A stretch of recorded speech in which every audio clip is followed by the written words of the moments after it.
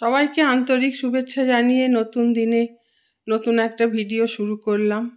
এখন একটু বেরোচ্ছি। আজ যাব আমার স্কুটিটাকে একটু সারাতে দিতে। স্কুটিটা বাবুই যখন হাই স্কুলে উঠলো, মানে ক্লাস 5, ওর ডেতে স্কুল হয়ে গেল। তো দুপুরবেলা 11:30টায় স্কুল হতো। প্রচণ্ড গরমে কোনো গাড়ি পেতাম না, কোনো রিক্সা পেতাম না, খুব কষ্ট হতো।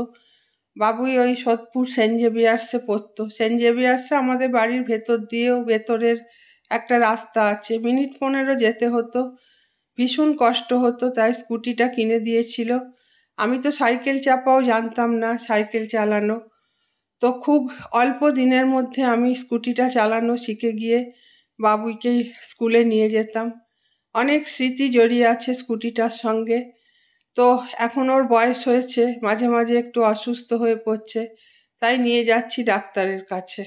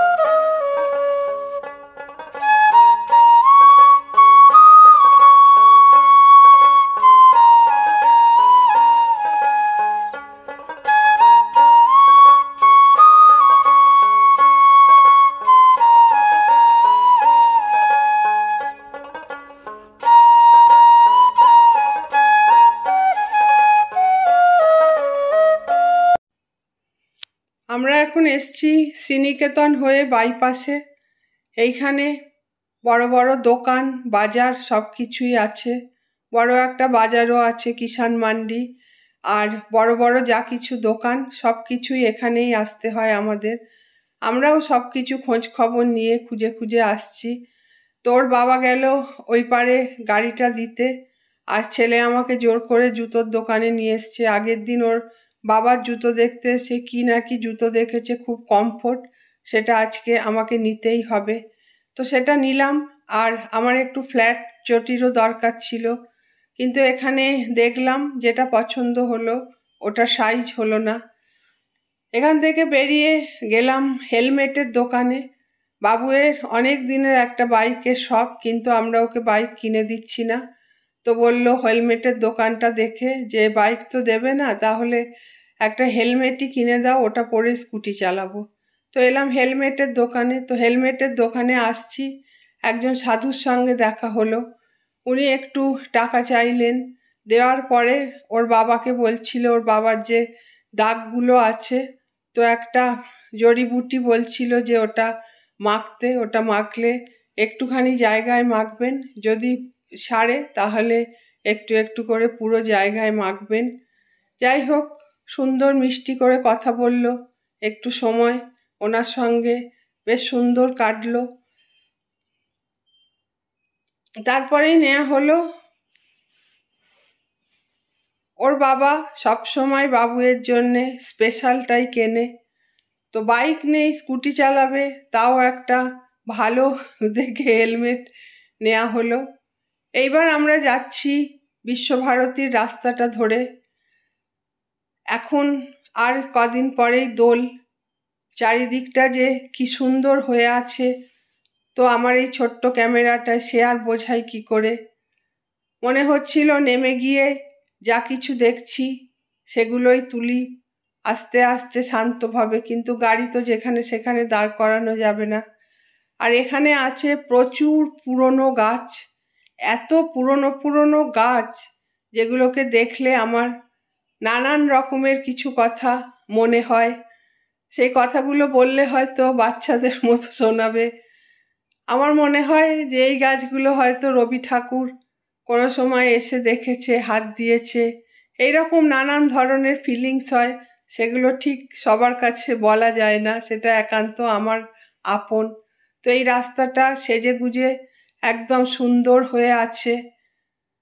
যতটুকু পাচ্ছি আমি ক্যামেরা বন্দি করছি, তো খুব বিশেষ ভালো পারছি না। গাড়িটাও চলছে চারিদিকে, একদিকে যেমন পলাশ লাল ঘোমটা পরে দাঁড়িয়ে আছে, অন্যদিকে তাকাতেই দেখি ফাগুন বউ হলুদ একটা শাড়ি পরে পুরো দাঁড়িয়ে আছে।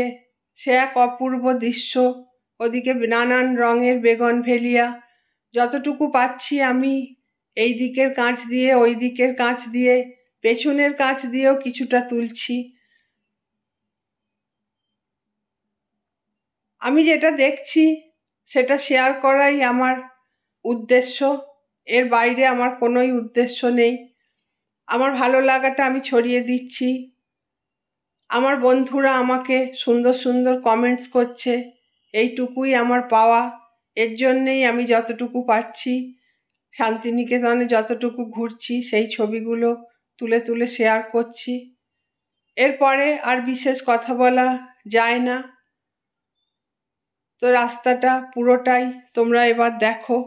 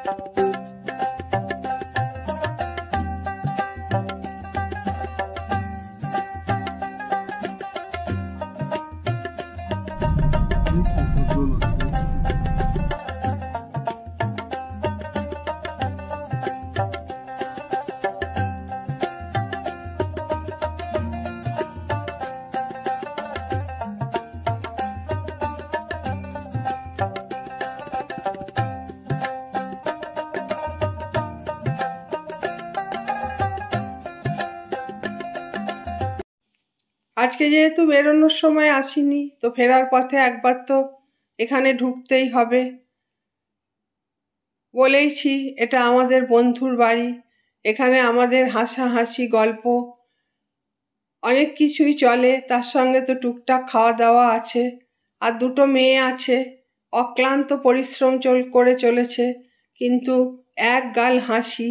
এই হাসিটুকু দেখলেই ওদের মন সত্যি শান্ত হয়ে যায়, ভালো হয়ে যায়, যে এত কষ্ট করার পরেও কি করে ওরা এত অম্লান বদনে থাকতে পারে, এত সুন্দর হাসতে পারে। আজকের ভিডিওটা শেষ করব এই গাছটা দেখিয়ে। এটাও আমার সোদপুরের বাড়িতে ছিল, ওখান থেকে এনে মাটিতে লাগিয়েছি। গাছটা হলো কাঁঠালি গন্ধরাজ। পাতাগুলো একদম কাঁঠাল পাতার মতোই। আর সাধারণ যে গন্ধরাজ ফুল হয় তার থেকে এই ফুলের সাইজটা অনেক বড়। খুব সুন্দর গন্ধ। এই গাছটাও খুব হার্ডি গাছ, সুন্দর হচ্ছে আমার মাটিতে। তো আজকের মতো টাটা।